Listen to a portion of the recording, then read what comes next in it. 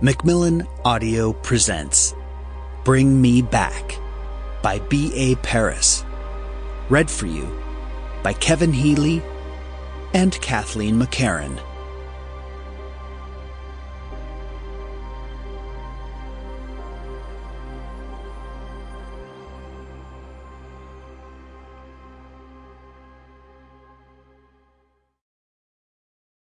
"12 years before. Interview, Finn McQuaid. Date, 15th of the 3rd, 2006. Time, 03:45. Location, Fonch. We were on our way back from skiing in Megève. I decided to stop in Paris on the way up, as a surprise for Layla, because she had never been there before.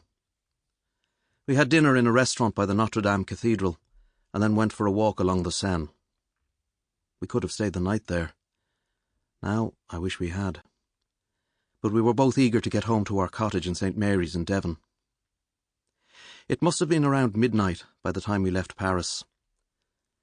About an hour and a half into our journey, I wanted to go to the toilet, so I pulled off the motorway into the picnic area at Fonch. It's not a service station. You can't get petrol there or anything.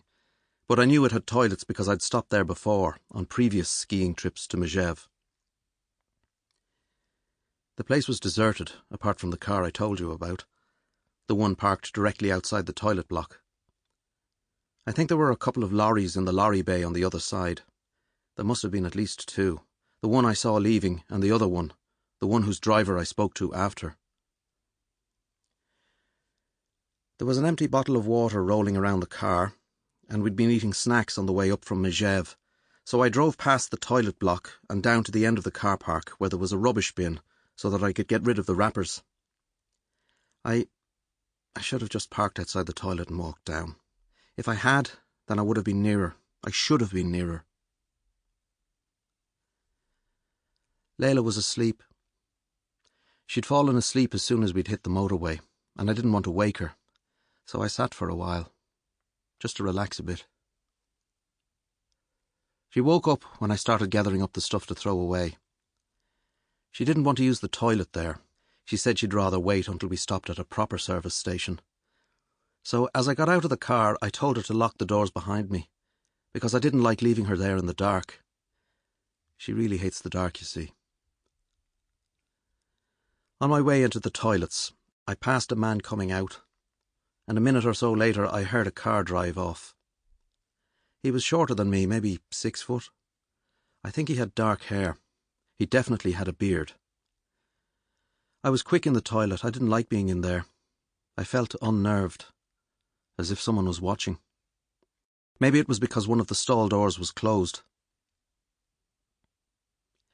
As I made my way back to the car, I heard a lorry pull out of the parking bay, and I watched it as it headed along the slip road to the motorway. He was driving fast, as if he was in a hurry. But I honestly didn't think anything of it at the time. In the distance, I could see the silhouette of our car.